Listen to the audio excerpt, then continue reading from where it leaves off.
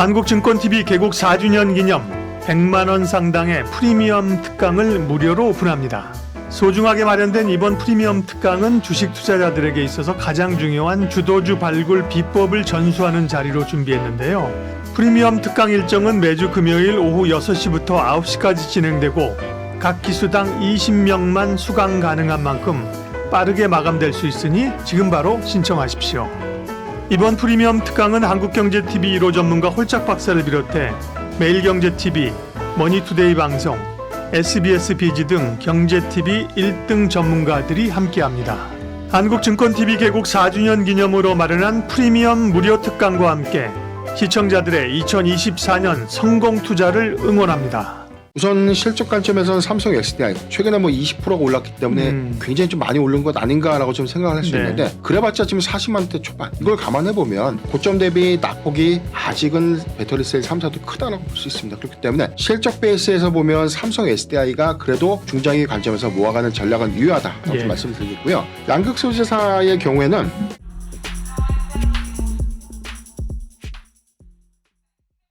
안녕하십니까, 예민수의 경제토크입니다. 오늘은 변영인 기업공시연구소 대표 오셨습니다. 어서 오십시오. 네, 반갑습니다.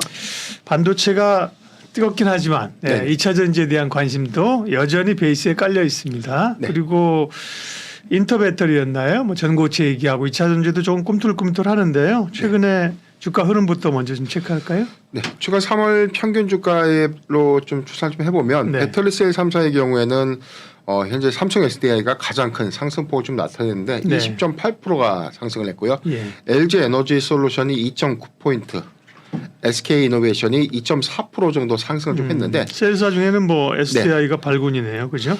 인터 배터리에서 4680 배터리 관련 이슈보다도 사실 뭐 시장에서 뭐 가장 핫했던 부분들은 전고체 배터리 관련된 상용화. 그래서 맞습니다. 지난해 이 전고체 배터리 생산 시설 파일럿 라인을 좀 구축했다라고 좀 발표를 했고요. 4분기에 일부 시제품을 양산한다라는 어떤 모멘텀이 부각됐을 때는 주가의 반영 효과가 좀 미비했었는데 지금 관점에서는 뭐 인터 배터리 2024 이후에 가장 큰 수급을 좀 반영시킨 게 삼성 SDI가 아닌가라고 좀 보고 있습니다. 지난 시간에도 제가 삼성 SDI를 좀 주목해야 되는 포인트 중에 하나가 사실 배터리셀 3사 안에서에 대한 부분도 실적 차별화가 좀 있을 것이다. 그래서 북미향 유럽향의 어떤 이 공급 비중에 대한 축소 부분이 그래도 좀 비교적 안정적인 프리미엄 배터리에 대한 출하를 계속해서 좀 늘어나고 있는 삼성 SDI의 실적 관점에서도 좀 주목을 해봐야 되고, 두 번째는 전고체 배터리 관련된 이슈가 한 번쯤 좀 부각이 된다면 단기적 수급 유입 효과가 좀 크지 않을까라고 좀 말씀드려봐 있었는데 그런 내용들이 좀 비교적 좀 잘 적중하지 않았나라고 좀 보고 있습니다.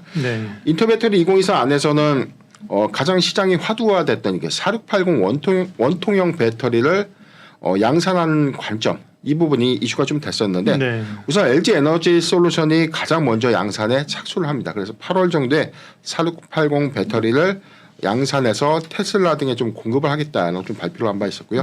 삼성 SDI의 경우에는 2025년도에 본격적인 양산을 하겠다라고 좀 목표 발표를 했기 때문에 이 기대감들은 이후에 실적 연동 관점에서 주목을 해야 되는 포인트가 아닌가라고 보고 있습니다. 전체적으로 좀 보면은 이 원통형 배터리가 용량이 굉장히 좀 크고요. 충전이 편리하다는 장점이 좀 있고요. 외부 충격과 열에 굉장히 좀 강하다라고 좀 알려졌는데 뭐 가장 뭐 특화된 부분은 생산 원가가 굉장히 좀 낮기 때문에 기존의 뭐 각형이라든가 파우치형 배터리에 비해서는 이 경쟁력들이 좀 더 있다라는 이런 어떤 장점들이 부각이 좀 되다 보니까 지금 먼저 탑재한 테슬라를 논의를 하더라도 GM과 포드도 원통형 배터리를 우리도 도입을 해야 되는 것이 아닌가라는 어떤 검토에 좀 착수했다는 이슈가 좀 전해져 나오고 있습니다. 이어 반면에 뭐 추가적으로 좀 부과된 부분들은 뭐 고체 전해질 소재도 굉장히 좀 강했는데 소재단 안에서는 뭐 한농화성이 31%대 이게 어떤 전고체하고 좀 관련된 거죠? 그렇죠. 황화물계 고체 전해질에 관련된 소재를 좀 공급한다 이 이슈인데 한농화성이 31%, 레이크 머티리얼즈가 29%, CIS가 25% 정도 좀 급등을 좀 했었고요. 이수 스페셜티 케미컬은 뭐 초반에 굉장히 좀 강한 흐름을 좀 보여줬는데 일부 차익 매물을 소화시키면서 한 16% 정도 상승을 좀 했고 오늘은 또 특히나 미코가 좀 더 강했기 때문에 이 화물계 고체 전해질 관련주들의 수급도 굉장히 좀 시가총액이 좀 작은 종목들이 오히려 상승 탄력도가 부각이 된 흐름들이 아니었나라고 보고 있습니다. 또 여기서 연동해 가지고 뭐 4680 배터리의 조기 양산 이 부분에 관련된 기대감도 원통형 배터리에 관련된 부품주. 그래서 여기에 들어가는 이 배터리 셀 케이스를 공급하고 있는 회사들의 주가 추이도 굉장히 좀 강했는데 동원 시스템즈가 41% 정도 상승을 했고요. 이외에 지금 뭐 TCC 스틸도 좀 강한 흐름을 좀 보여줬습니다. 지금 뭐 전고체 배터리 이외에 좀 특화된 종목들 좀 보면 대주전자재료가 오늘도 좀 더 강한 흐름들 좀 보여줬는데 전체적으로 보면 한 31.5% 정도가 3월 한 달간 주가가 좀 상승한 흐름들 좀 보여주고 있습니다. 여기서는 실리콘 음극재에 관련된 상용화 기대감들 좀 부각이 됐는데 2차 전지주 안에서의 단기적 낙폭을 좀 더 가져갔던 종목들이 개별 이슈 안에서에 대한 이 특화 소재 부분에 대한 이 모멘텀들이 좀 부각되면서 수급을 좀 이끌고 있는 형국이 아닌가라고 좀 보고 있는데 실리콘 음극재에 대한 캐파 부분에 대해서는 대주 전자재료가 그래도 경쟁력을 좀 보유하고 있다. 그래서 앞으로 양산되는 물량들은 LG 에너지 솔루션과 SK온에 올해 상반기부터 좀 공급을 하겠다라고 좀 밝혔기 때문에 실적 연동 관점에서 대주 전자재료도 주목해볼 종목이 아닌가라고 보고 있습니다. 그 이외에 동박 관련된 소재에서는 SKC가 좀 상승을 했는데 이 부분은 2차 전지에 대한 영향보다는 사실 이 유리기판 관련된 이슈가 좀 더 크게 좀 작용을 했다라고 보고 있고요. 롯데에너지 머티리얼즈 뭐 상신 EDP 신흥 SEC가 한 20% 정도 상승을 좀 하면서 전고체 배터리 안에서 관련된 파생되는 부품 소재 종목들의 낙수 효과로 좀 작용하지 않았나라고 좀 보고 있습니다. 네, 보면 사실은 종목별로는 꽤 상승이 있었어요. 지금 말씀하신 종목들 네네. 그죠? 네, 물론 이제 전체적인 2차 전지의 뭐 회복, 특별히 이제 뭐 양극재 이런 쪽은 네. 회복이 좀 더디었는데 그죠? 네. 소재 중심으로 그 동안은 이제 엔캠 혼자만 어떻게 보면 독주를 하다가 맞습니다. 이번에는 이제 전고체 얘기 나오면서 황화물계 뭐 소재라든지 이런 것 쪽으로 해서 꽤 많이 그래도 이제 키 맞추게 올라왔는데요. 그렇다고 해서 이제 2차 전지 가지고 계신 분들이 너무 행복해 이제 다 회복됐어 갈 거야 이 분위기는 아직은 아니란 말이죠. 네, 그렇죠. 그럼 추가적으로 2차 전지가 좀 본격적으로 상승하기 위해서는 어떤 트리거가 필요할까요?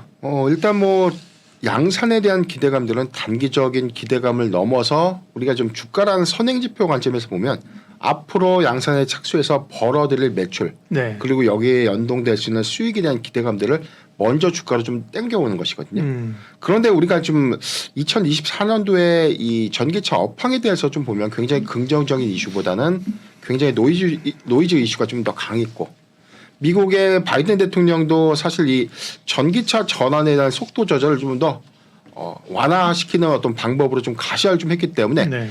2032년도까지 68% 정도의 전기차 전환율을 뭐 50%대까지 좀 떨어뜨린 그런 형국 안에서 2차 전지 업종에는 굉장히 좀 단기 타격으로 좀 작용하지 않을까라고 좀 보고 있지만 저는 상당 부분은 작년 그리고 올해 초의 주가 흐름 안에서는 일부분 좀 선 반영을 좀 했다라고 좀 보고 있기 때문에 일단은 차세대 배터리에 관련된 양산 가시화 이 부분이 단기적으로는 중요한 트리거가 되지 않을까라고 보고 있습니다. LG 에너지 솔루션의 경우에는 4680 배터리를 8월부터 좀 양산하고 삼성 SDI가 2025년도부터 양산을 하겠다라고 밝혔고요. SK온의 경우에도 이 부분에 대해서 개발 착수를 하고 본격적인 양산 준비 체계를 구축하겠다라고 밝혔는데 이 부분이 왜 중요하냐면 전체적으로 지금 이 시장의 화두가 에너지 밀도에 관련된 부분 여기 관련된 원가 개선 부분에 대한 숙제를 좀 안고 있기 때문에 네.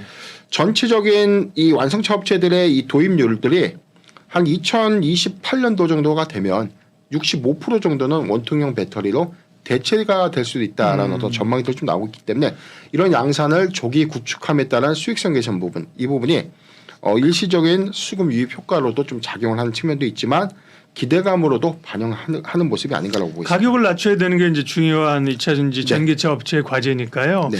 원통형 같은 건 아무래도 기존의 각형이나 파우치보다 가격 경쟁력이 있을 텐데 전고체 같은 경우는 개발하게 되면 고급 수요를 충당하는 거기 때문에 네. 전고체 자체는 가격은 더 비싸질 거잖아요. 그쪽은. 그렇죠. 예. 뭐 전고체 배터리의 경우에는 뭐 아직 양산 도입을 우리가 대량 양산이라는 관점에서 지금 일부 시제품이 나왔고 이게 그렇죠. 예. 인터배터리 2024에서 공개가 좀 된 건데 너무 기대치가 좀 더 컸고 주가는 상당수 굉장히 좀 많은 예. 수급 유입을 좀 시켰다는 관점에서 이게 저는 대량 양산 관점도 2027년이지만 가장 관건은 수율 계산을 좀 어떻게 할 것이고 그렇죠.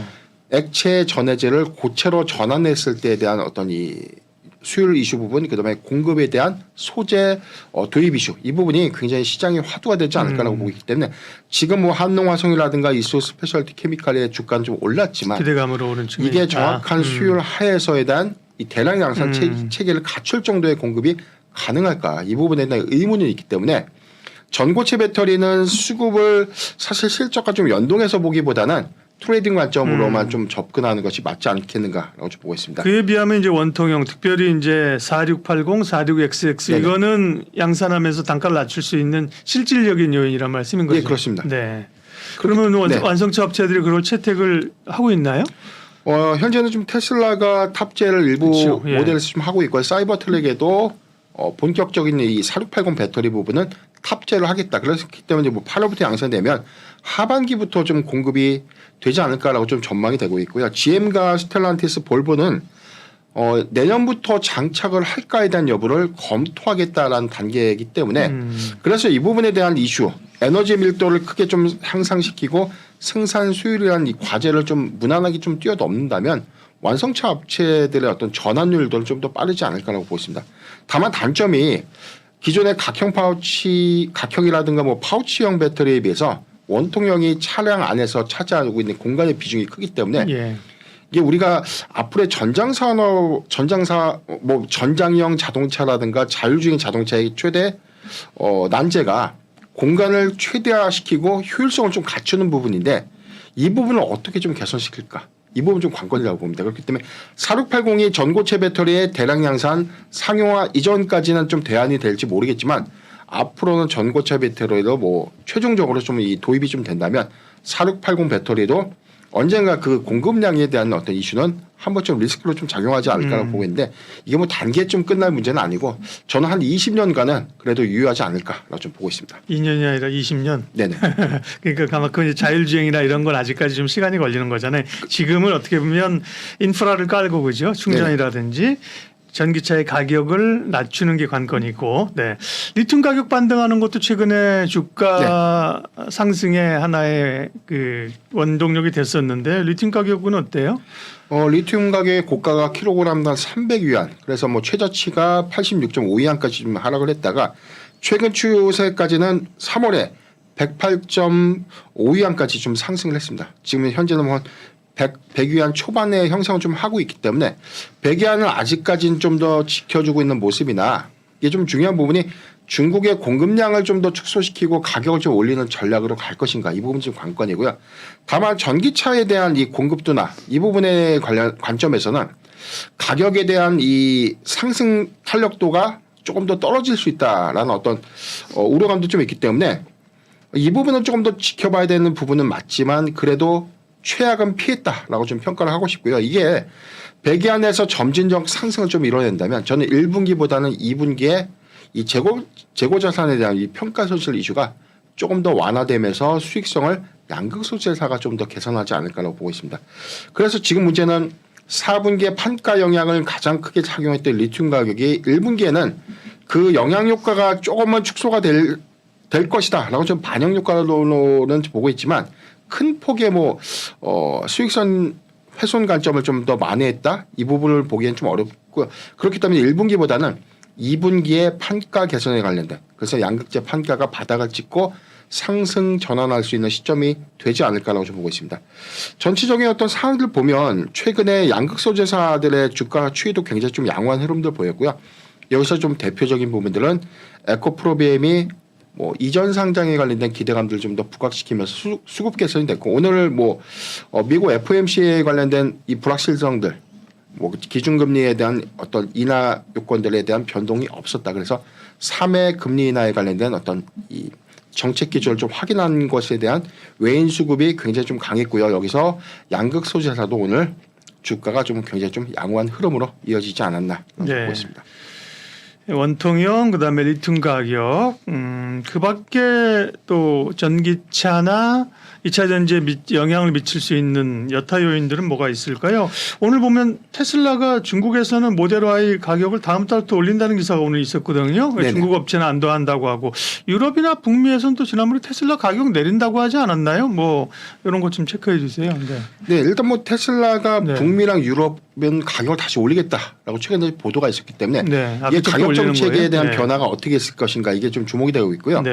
지금 이 3월에 중국 안에서에 대한 이 테슬라 차량의 판매 대수 감소가 3월에 인센티브를 주겠다라고 좀 발표를 했기 때문에 전체 차량 가격이 제가 기억하기로는 한 660만 원 정도의 할인 혜택이 있었는데 그럼에도 불구하고 3월에 어떤 판매량들이 좀 더 증가했다라는 어떤 소식들은 좀 나오고 있지 않은 상황입니다. 그렇기 때문에 가격 연동 관점에서는 지금 판가를 내려가면서 판매량을 늘리겠다는 어떤 전략들이 사실상 이게 큰 부분의 어떤 이 판매량의 어떤 증감폭으로 작용하지 않았기 때문에 가격 인상이라는 어떤 강수를 통해서 이익 훼손을 최소화하고자 하는 부분이 아닌가라는 어떤 판단이 좀 들고 있고 테슬라가 지금 이익 훼손도가 좀 더 크기 때문에 올해 적자로 좀 지속될 수도 있다라는 어떤 뉴스가 좀 있었습니다. 이 부분은 너무 크게 좀 확대 해석을 한 것은 맞지만 판가에 대한 수익성 훼손은 2023년도에 비해서 2024년도가 좀 더 감소될 수 있다라는 우려감들을 판가 인상이라는 이 초강수로 돌파하고자 하는 의지가 아닌가라고 좀 보고 있습니다. 전체적으로 보면 S&P 리서치에 따라서 올해 이 전기차에 대한 공급률은 16.6%를 좀 예상을 했는데 지난해 전망치를 33.5%도 제시했던 거에 비해서 뭐 거의 절반 이상 정도로 좀 감축이 된 것이기 때문에 보조금 정책에 대한 이 변화 요인이 가장 크게 작용을 했다라고 보고 있고요. 다만 하반기부터 금리 인하에 관련된 이슈가 좀 더 부각이 되면 자동차 판매량들은 조금 더 늘어날 수 있다. 전 이 부분은 좀 주목을 해봐야 되고요. 뭐 바이든 대통령이 전기차의 전환 속도를 조금 더 늦추겠다 이런 발표는 좀 있었지만 저는 이게 대선에 관련된 표심을 좀 획득하고자 하는 어떤 의지가 아니었나라고 보기 때문에 정책의 수정이라든가 변화는 그렇게 크게 작용하지 않을 가능성은 크다라는 관점에서 지금 2차 전지 관련돼서 너무 악재 그다음에 노이즈 이슈가 좀 강했기 때문에 이런 부분들을 모두 저는 주가에 작년에 많이 덜어냈다고 보고 있고 지금 바닥은 확인했고 여기서 조금 더 좋아지기 위해서는 리튬 가격의 어떤 상승 그다음에 차세대 배터리에 관련된 이온화 그리고 여기에 관련된 고부가가치 배터리에 대한 공급 이슈로 수익성을 좀 더 극대화시키는 전략 하에서에 대한 반등을 기대해 볼 수 있지 않을까라고 좀 보고 있습니다. 그러면 이제 소결론을 좀 내고 가겠습니다. 종목 실적이나 종목 얘기는 또 다른 세션에서 할 거고요. 오늘은 최근에 2차 전지를 둘러싼 변화들, 또 일부 반등들 이런 걸 봤는데 전반적인 2차 전지에 대한 투자 전략은 그럼 지금 말씀하신 걸 잠깐 보면 아직까지 추세보다는 트레이딩으로 대응이에요? 저는 배터리셀 3사의 경우에는 삼성 SDI가 단기에 강했지만 LG 에너지 솔루션이 그다음에 뭐 SK 이노베이션의 경우는 2%대 상승했습니다. 그러니까 3월 한 달 동안 삼성 SDI가 20%가 올랐는데 2%밖에 오르지 못했다는 것은 이제는 키맞추기 관점에서도 두 종목을 좀 더 보자. 다만 SK 이노베이션의 경우에는 올해 1분기에 흑자 전환이 좀 예상되고 있지만 이 부분이 배터리 사업 부분이 아니라 석유화학 부분의 정제마진 개선에 대한 효과이기 때문에 여기서는 조금 차별화는 좀 있을 수 있다고 봅니다. 그래서 SK 이노베이션은 올해 SK온이 과연 흑자 전환을 할 수 있을까 이게 관전 포인트고 LG 에너지 솔루션의 경우에는 삼성 SDI에 비해서 상승 탄력도가 좀 더 떨어진 것은 맞지만 4680 배터리에 대한 양산 모멘텀들이 부과될 수 있는 하반기 기점이라면 주가 선행에서 보면 1분기 실적 발표 이후에는 LG 에너지 솔루션도 관심을 갖기 좋지 않을까라고 보고 있습니다. 양극 소재사의 경우에는 저는 LNF보다는 포스코 퓨처엠을 실적 개선 관점에서 좀 눈여겨볼 포인트다라고 보고 있고요. 수급 관점에서는 에코프로비엠은 계속해서 우리가 조정시 모아가는 전략 유효하다. 왜냐하면 LNF에 대한 사례를 봤을 때 코스피 이전 상장은 단기적인 수급 유입 효과를 극대화시켰다는 관점에서 3월 주총 이후에 세부적인 이전 상장에 관련된 일정들이 좀 더 수립이 된다면 여기서 수급이 강하게 유입되지 않을까 보고 있습니다. 한국증권TV 개국 4주년 기념 100만 원 상당의 프리미엄 특강을 무료로 오픈합니다. 소중하게 마련된 이번 프리미엄 특강은 주식 투자자들에게 있어서 가장 중요한 주도주 발굴 비법을 전수하는 자리로 준비했는데요. 이번 프리미엄 특강은 한국경제TV 1호 전문가 홀짝 박사를 비롯해 경제TV 1등 전문가들이 함께합니다. 프리미엄 특강 일정은 매주 금요일 오후 6시부터 9시까지 진행되고 한국증권TV 개국 4주년 기념으로 마련한 프리미엄 무료 특강과 함께 시청자들의 2024년 성공 투자를 응원합니다. 2차 전지들 결국은 이제 제대로 가려면 실적이 말을 해줘야 될 텐데요. 실적 체크를 하도록 하겠습니다.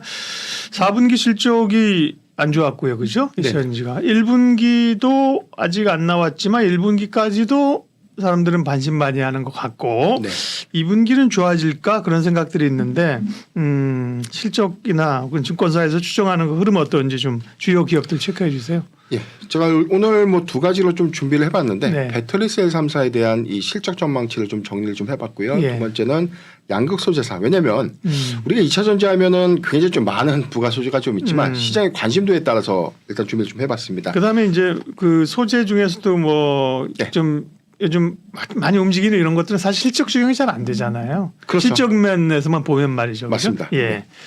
그래서 셀사부터 그런데 볼게요. 예. LG 에너지 솔루션의 경우에는 증권사가 이 업황 우려에 따라서 이 목표 주가를 좀 하향한 바 있었고요. 최근에 이게 두 가지의 어떤 차이점 좀 있었는데 1분기 매출액을 6조 3천억 원, 영업이익을 2,208억 원으로 좀 전망을 했는데 가장 큰 화두가 IRA 세액 공제 금액을 빼면 과연 적자냐, 흑자 기조를 유지하느냐 이게 좀 관건인데 그렇죠.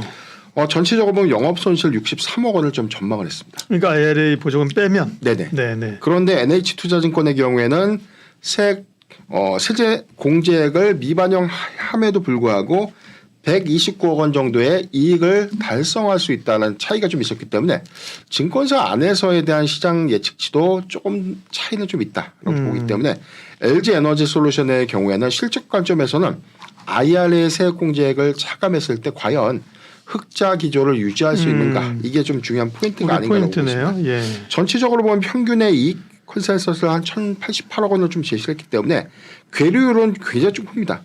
IRA 세액 공제를 모두 다 포함한다고 하더라도 영업이익을 2,200억을 전망한 증권사도 좀 있었지만 최하단은 1,088억.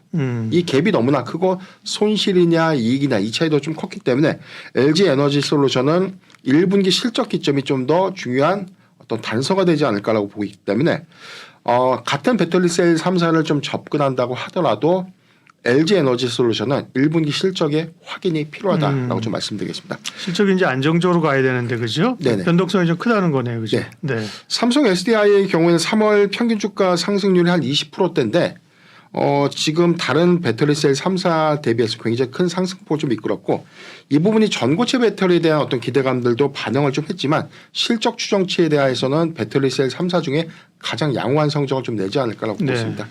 매출액은 5조 2천억 원 그리고 영업이익 2,079억 원을 좀 전망하고 있는데 증권사의 평균 이익 컨센서스가 2,413억 원.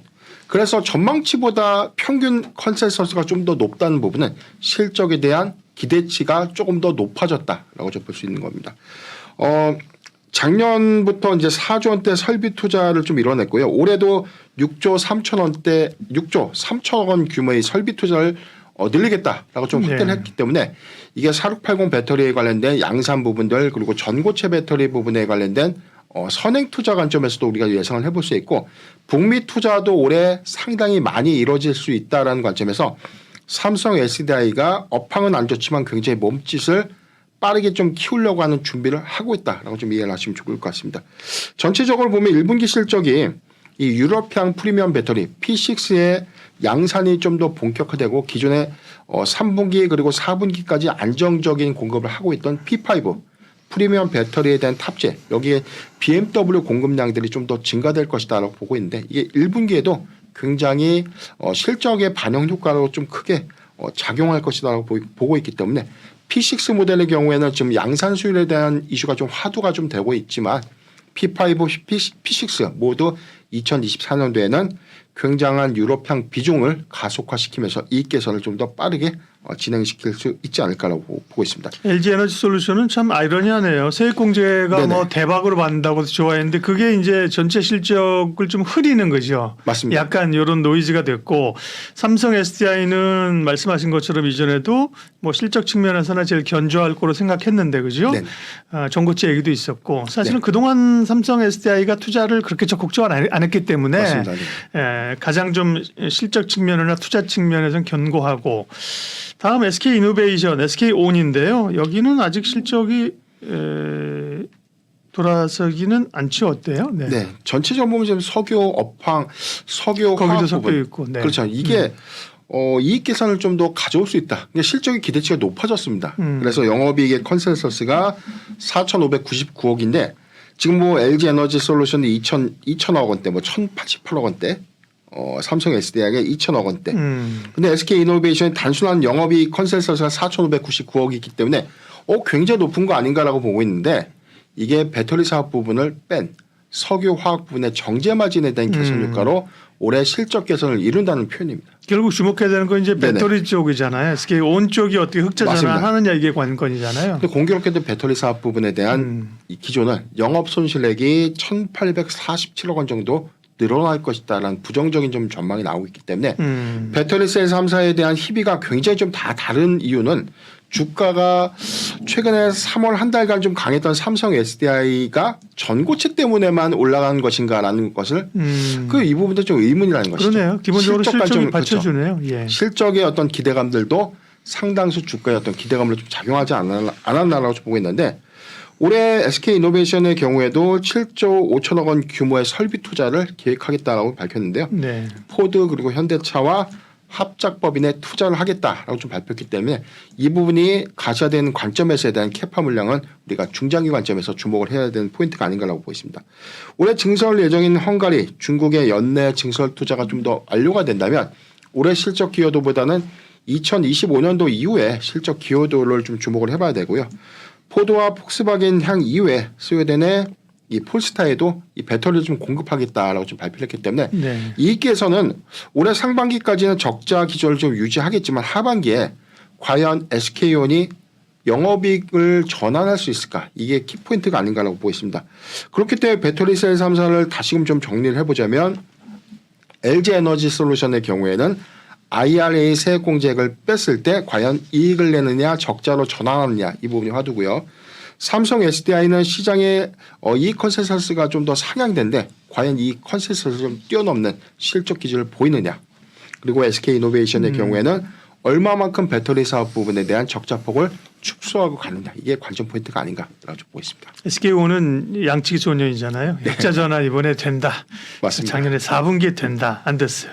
1분기 될 수도 있다. 1분기도 어렵네요. 그죠? 이제는 2분기 또 얘기가 나올 것 같고요. 그다음에 주요 양극재 업체들 실적은요. 네. 이 양극 소재사는 좀 공교롭게도 4분기에 이어서 1분기에도 굉장히 저조한 실적 기조를 좀 이어가지 않을까. 그래요? 네.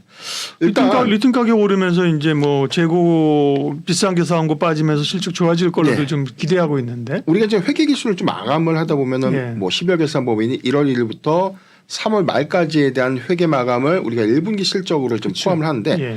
말일자 기준에서 리튬 가격을 재고 자산과 연동시켜서 아마 평가 손실에 대한 유무를 따지기 때문에 네. 이 부분은 정확하게 우리가 좀 추산을 좀 해봐야 되겠지만 재고 자산 평가 손실액은 4분기 비해서는 조금 줄어들지 않을까라고 보고 있는데 본업에서 그렇다고 양극재 공급량을 늘렸냐 이 관점에 대해서는 의문이 있다라고 좀 생각을 해봤습니다.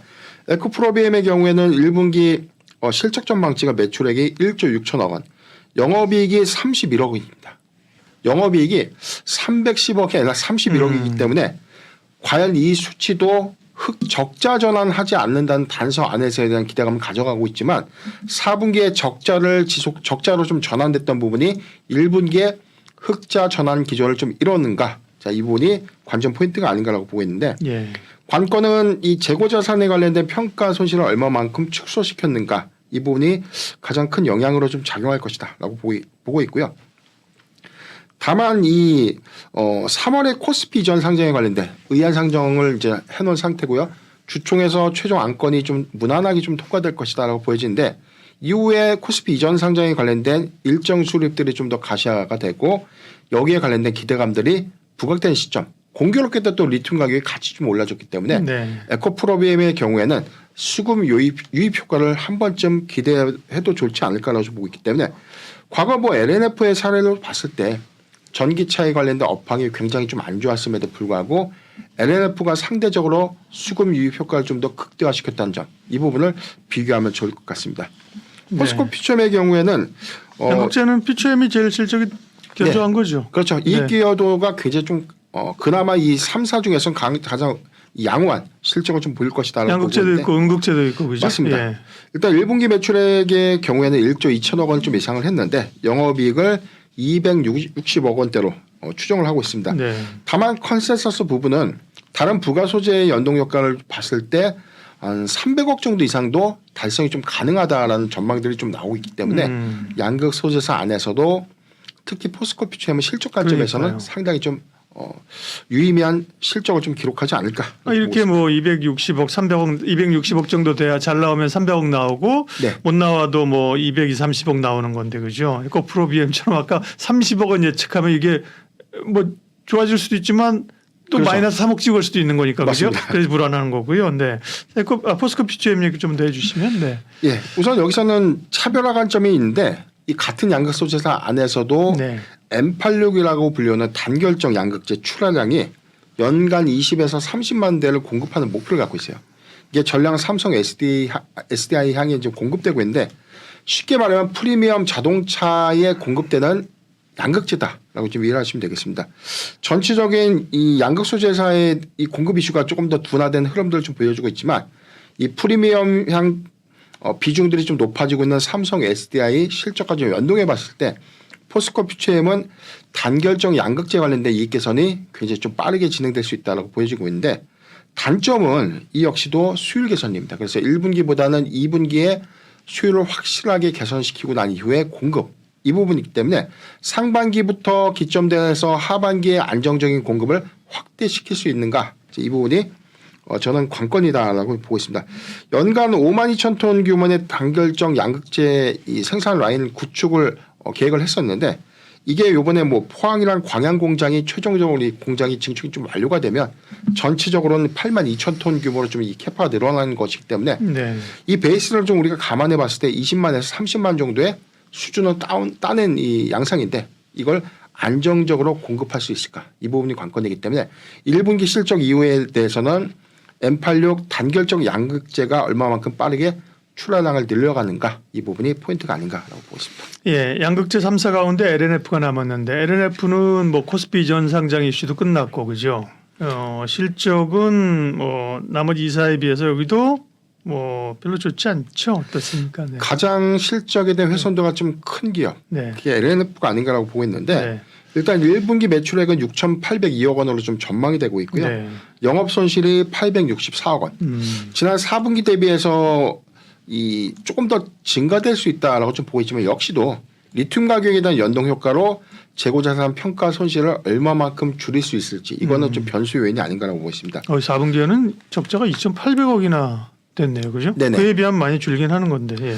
그래서 이 부분이 지금 LNF의 경우에도 작년에 재고자산 평가 손실이 굉장히 늘었다. 이 이슈에 대한 이 코멘트를 좀 줬는데 네. 저는 그 이슈보다는 양극재에 대한 판가 부분도 있었고요. 여기서 이 양극재 3사 중에서 고객사를 다변화하지 못했고 추가적인 수주를 LNF가 좀 받지 못했던 아쉬움이 좀 있었습니다. 그래서 뭐 테슬라 비중들이 굉장히 높고 있고 테슬라도 자동차 판매량들이 좀 감소되면서 뭐 판가에 대한 이슈도 좀 있지만 테슬라가 잘 못 나가니까 LNF의 타격도가 좀 큰 것 아닌가라고 좀 생각도 해볼 수 있는데 전체적으로 보면 이 북미 유럽향에 대한 이 매출 감소 효과가 조금 더 큰 종목이 LNF가 아닌가라고 보고 있는데 다만 지금 LFP 이 양극 소재를 개발하고 있는 모멘텀들을 좀 유효하고 있고요. 수급적인 측면에서 이 양극 소재사 3사 중에서는 그래도 단기 수급이 굉장히 좀 빨리 좀 유입되는 효과를 가지고 있는 종목이기 때문에 수급적인 측면에서 양호하다라고 좀 볼 수 있지만 수급은 괜찮고 네네 중장기 관점에서 펀더멘탈 관점에서는 그래도 LNF에 대한 이 고객사 또는 수주의 확보 부분은 예. 확인해 볼 필요가 있지 않나 보고 있습니다. 2차 전지도 실적 체크했습니다. 셀사하고 양극재 3사를 체크를 했습니다. 말씀드린 것처럼 여타 그 어떤 이슈 기대감으로 움직이는 것들은 가볍고 실적 주정이 네네. 변동성이 크기 때문에요. 셀하고 양극재 중에서는 그러면 실적으로 봤을 때 선호주는 어떤 겁니까? 네.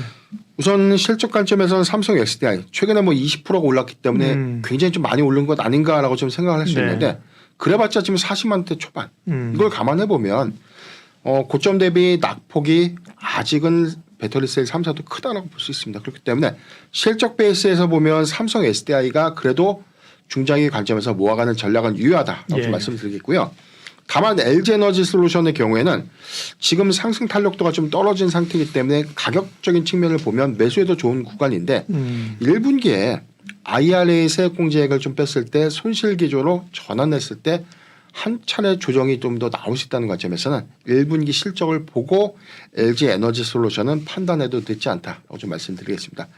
양극소재사의 경우에는 지금 실적 연동에서는 포스코 퓨처엠이 굉장히 좀 좋지만 리튬 가격이 여기서 킬로그램당 뭐 120위안까지 좀 회복을 한다는 가정에서 매력도는 포스코 퓨처엠이 가장 높지만 트레이딩 관점이라든가 수급 유입 관점에서는 저는 에코프로비 여기서 이전 상장에 관련된 모멘텀들이 그렇죠. 크게 부각되는 관점. 그래서 이게 펀더메탈과는 조금 다른 양상으로 좀 흘러갈 수 있는 거지만 우리 투자자들이 궁금한 거는 그래서 이 종목이 그렇죠? 얼마만큼 좀 빠르게 좀 움직여질 것인가. 이 관점에서는 그래도 에코프로비엠에 대한 유입 효과가 크지 않을까라고 좀 보고 있습니다. 한국증권TV 개국 4주년 기념 100만 원 상당의 프리미엄 특강을 무료로 오픈합니다. 소중하게 마련된 이번 프리미엄 특강은 주식 투자자들에게 있어서 가장 중요한 주도주 발굴 비법을 전수하는 자리로 준비했는데요. 이번 프리미엄 특강은 한국경제TV 1호 전문가 홀짝 박사를 비롯해 경제TV 1등 전문가들이 함께합니다. 프리미엄 특강 일정은 매주 금요일 오후 6시부터 9시까지 진행되고 한국증권TV 개국 4주년 기념으로 마련한 프리미엄 무료 특강과 함께 시청자들의 2024년 성공 투자를 응원합니다. 네. AI가 전방위 산업 여기저기 영향을 상당히 미치는데 그죠? 네. 전력이 부족할 것이다. 그러면서 전력 관련주들이 뭐 되게 많이 올랐어요, 그죠? 최근에 맞습니다. 변압기 뭐 이런 쪽 엄청 올랐는데 아직도 상승 여력이 있나 궁금합니다. 네. 예. 우선 이슈를 좀 보면 예. 이게 과연 앞으로 전력 수급이 정말 부족해지는 것인가라는 관점인데 예. 아직 체감은 좀 안 되는 경향들이 좀 크지만 주가의 어떤 선행적인 지수 유입률을 또 봤을 때는 너무나 과일 아닌가라고 좀 보고 있거든요. 다만 AI 산업의 확장 이 부분이 데이터 산업에 대한 혁신을 좀 가져오면서 데이터 센터 향에 대한 이 공급들이 굉장히 좀 늘어날 것이다. 그래서 좀 전환 속도를 좀 더 가파르게 하고 있고 이게 엔비디아의 뭐 실적이라든가 AMD의 실적과 우리 연동해서 보면 이 실적이 굉장히 좀 늘어나고 있다는 이 단서들은 정말로 데이터 센터 향에 대한 매출 비중이 늘어나고 있는 것을 가정했을 때 2027년도에는 정말로 이 AI 산업 개화에 따른 전력 수급에 관련된 이슈가 부각될 수 있다는 통계치는 좀 확인을 한 바 있었습니다. 네. 전반적으로 보면 데이터 센터가 확장되고 있고요. 건설과 관리 비용들이 좀 더 증가될 수 있는 부분은 전력 수급량들을 크게 증가시킬 수 있는 요인이다라고 보기 때문에 우리가 뭐 AI 데이터 센터가 전기 먹는 하마다 뭐 이런 평가 지금 나오고 있고요.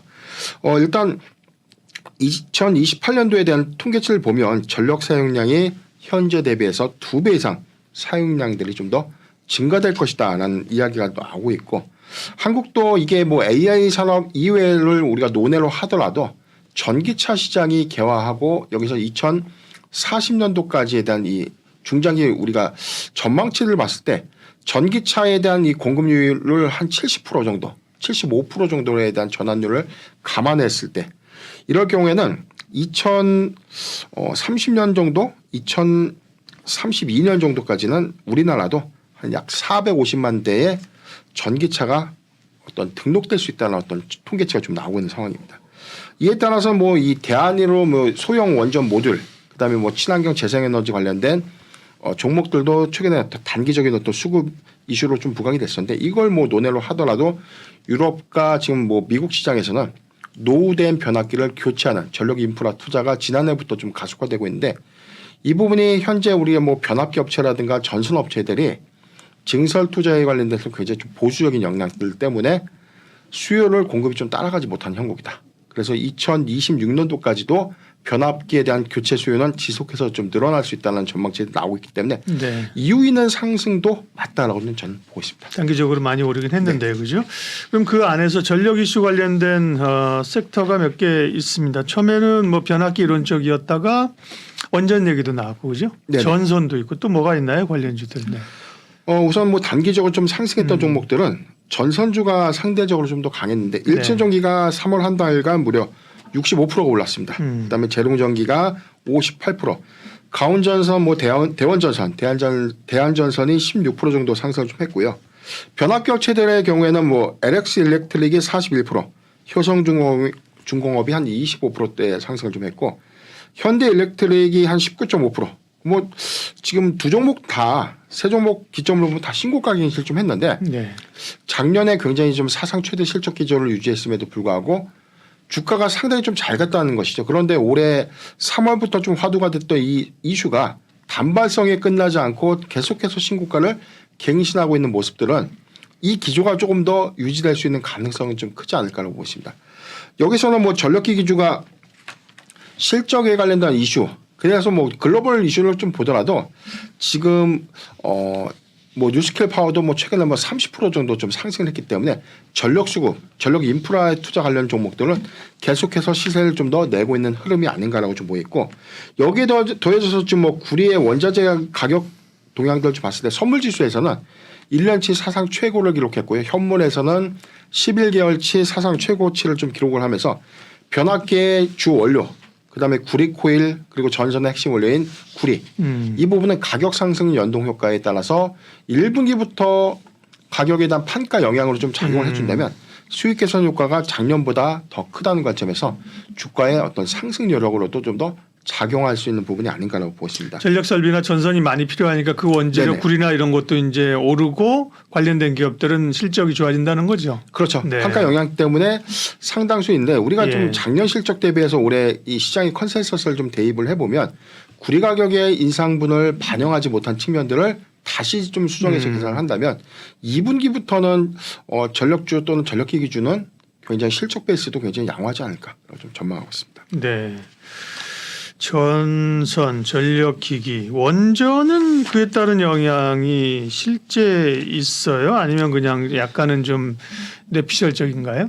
지금 가장 우리 투자자분들이 좀 네. 답답했던 부분들이 네. 원전주가 좀 갈만해서 시세를 좀 내면 오른 만큼 다 빼니까 정말 사기가 두렵다라는 말씀도 하고 이게 정말 가긴 가는 거냐라는 의문이 좀 많은데 저는 추세는 좀 전환했다라고 보고 있습니다. 지금 상대적으로 AI 관련된 전력 이슈가 좀 부각됐을 때 전력기기, 전선주가 좀 더 강세를 보였지만 최근 수급 유입 효과를 보면 원전주가 그래도 좀 강했습니다. 전체적으로 보면 우진엔텍이 32% 정도 3월 한 달간 좀 상승했고요. 네. 두산 에너빌리티가 9%대 좀 상승을 했는데 상승 여러 관점에서 오르고 내리고를 좀 반복은 했지만 이게 일회성으로 좀 국한되지는 않는다라고 보고 있습니다. 전반적으로 보면 산업부가 2050년도까지 원전에 대한 중장기 로드맵을 설정해서 발표하겠다고 밝혔고, 정부가 11차 전력수급 기본회의에서 신규 원전에 관련 도입을 발표를 하겠다고 했는데 아직까지 그게 뭐 3월 초에 한다고 했다가 3월 말에 한다고 했다가 이 부분은 총선 이후에 공개될 수 있는 가능성이 크다라는 어떤 전망들이 좀 나오기 때문에 관건은 우리나라가 전력 수급을 위해서 신규 원전을 과연 몇 개를 도입하는가, 이 이슈가 좀 부각이 되고 있는데 전체적으로 뭐 시장의 컨센서스가 뭐 한 4개 정도의 신규 유입은 있다, 또는 2개의 대형 원전, 나머지 2개는 소형 모듈 원전으로 공급이 될 수도 있다는 어떤 기대감들, 이 부분은 전체적인 원전주의 낙수 효과로 좀 작용하면서 실적 베이스 관점에서도 우리가 주목해야 되는 포인트가 아닌가라고 보고 있습니다. 이 이외에도 뭐 태양광, 풍력에 관련된 부분들이 단기에 뭐 미국의 대선 불확실성 관련된 리스크가 좀 부각이 되면서 과도하게 좀 하락을 좀 했는데, 그럼에도 불구하고 이 전력 수급이라는 기초, 이 난지 안에서에 대한 이 유입률, 그래서 태양광과 풍력도 바닥 이후에 일부 수급 유입은 좀 했는데 네. 미국에 관련된 대선 불확실성들이 아직은 투자 심리를 좀 크게 개선시키지 못하고 있다고 보고 있는데, 저는 이 트럼프 전 대통령이 뭐 친환경 정책에 대해서 뭐 전면적으로 좀 검토하고 파기하겠다라고 하더라도 미국도 AI 데이터 센터향 이 공급이 굉장히 좀 가파르게 좀 이어지고 있는 부분이기 때문에 태양광 부분까지 훼손시킬 수 있을까? 또는 풍력이라는 이 친환경 에너지를 포기하고 다른 뭐 석유, 화학 부분에 관련된 에너지원으로 좀 돌아갈까? 이 부분에 대한 의문은 좀 있다라고 좀 보고 있습니다.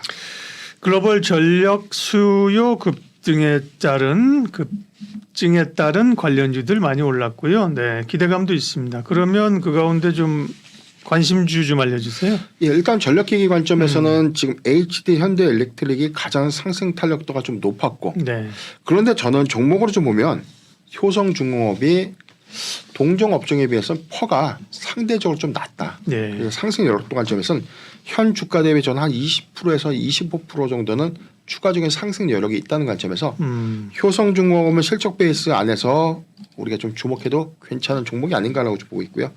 전선주의 경우에는 LS에코 에너지가 지금 베트남에서 이 전선주가 뭐 해외에서 이제 생산을 좀 하고 있지만 베트남 안에서 전력 이 전선 공급 사업자 뭐 1위다. 그래서 뭐 국내에 뭐 영향은 좀 제한적이다. 이런 평가도 좀 있지만 LS에코 에너지의 경우에는 전선 공급 관점에서 LS그룹이 가장 경쟁이 좀 있고 여기 관점에서는 저는 전선주의 경우에서는 뭐 가온전선이라든가 LS에코 에너지 이 두 종목을 관심 있게 보고 있습니다. 원전주의 경우에는 뭐 네.